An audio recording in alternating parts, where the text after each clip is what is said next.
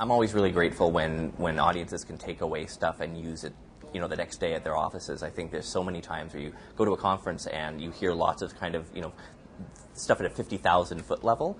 And I don't know whether I'm just not that deep a thinker, but I like really practical stuff as well, or converting the 50,000 foot. So I'm always really grateful when I hear back from folks that were in the audience and say, I actually took some of those, 3 or 4 tools that you gave us, and I've used them, and it was really helpful. That's I think the best feedback a speaker can get.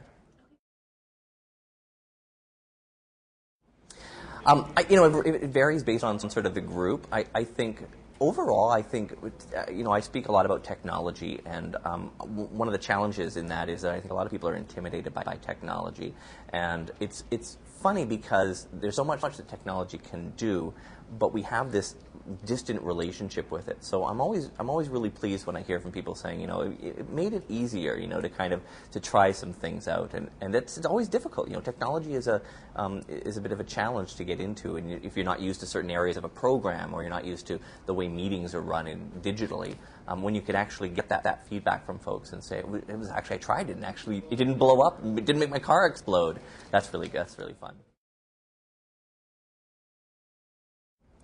Oh gosh, I mean, wide assortment. I think I don't play golf, so golf course people are not probably my best audience. But I don't know. I speak to everyone from education to mental health to obviously business marketing, a wide variety. It's not a particular sector, or even kind of job position that I like. I do like to speak to people who have like real tactical stuff to do, so things where they're working on the ground. They're the ones that are implementing things. I also do a lot of work with CEOs and senior leadership at a sort of a different level, but it's that kind of hands-on stuff that I think is kind of missing from a lot of conferences that's really, really important.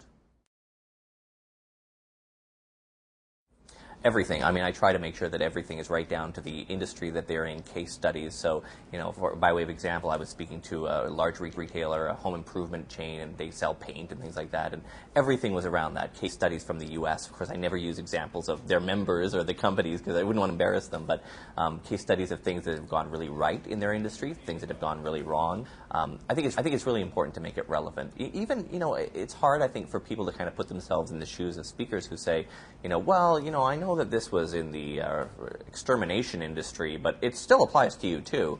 I think if you can make it actually really relevant, again, it's that being able to move from just something in theory, which I think they hear a lot at conferences, into wait a minute, I know that I've been in those meetings, or wait a minute, I've seen that kind of stuff go on in our office, and to be able to show them something in an industry that's like theirs, or in a job position that they have, to say, here are how other people have done it. It's really important. I mean, I customize my stuff right up to the day before. Literally, I would say probably 15 to 20% of the slides. I use a lot of visuals that move really fast. Are screenshots, and they're research from stuff that's just come up in the last couple of days. It's really important. I don't like, having sat in the audiences at a lot of conferences, I'm just not a big fan of people who go on and they sort of give the same thing every time. And it's not fun for a speaker either. I like research. I'm kind of an internet nerd that way, I like research. I like learning stuff. And so it's fun to be able to put that, if you call it a hobby, into the presentations.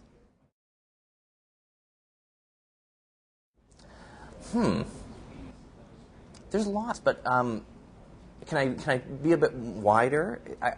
I like the events where the audience is really engaged, and that you can do that a variety of ways. I mean, I like to think that interjecting humor in it is really, really fun and important to do. We often sit there and it's very serious stuff.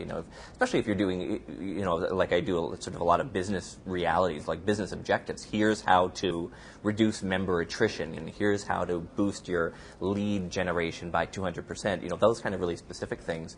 I like to feel the audiences are engaged, and I think it's my job as the speaker to make sure that they are, through whether that's through using humor through the presentation, practical stuff. And I believe that I've been doing this for 15 years now, speaking, and I think that I've got a good enough read on groups as a whole to kind of know what areas they tend to prefer. And so I like that. It's fun. It's it really is a relationship between the speaker and the audience, and when that connection is really strong, and they trust you and they believe in you, and you relate to them, and you've done research on them, and talk to their members ahead of time, research their customers, really find out who's going to be physically in that room. That's so important.